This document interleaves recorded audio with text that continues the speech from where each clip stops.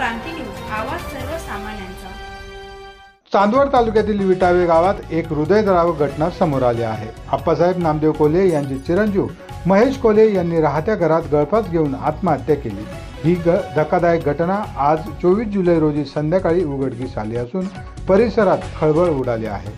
घटनेची माहिती बाबाजी लक्ष्मण कोल्हे यांनी चांदवड पोलीस ठाण्यात दिल्यानंतर पोलीस निरीक्षक कैलास वाघ यांच्या मार्गदर्शनाखाली पोलीस पथक घटनास्थळी दाखल झाले। पोलिसांनी घटनास्थळी पंचनामा करून मृतदेह उत्तरीय तपासणीसाठी पाठवला आहे। या आत्महत्येचे कारण अद्याप अस्पष्ट असून या प्रकरणाचा पुढील तपास सुनील जाधव हे करीत आहेत। युवकाने हे टोकाचे पाऊल नेमकी का उचलले याचा शोध घेण्याचा प्रयत्न सुरू आहे।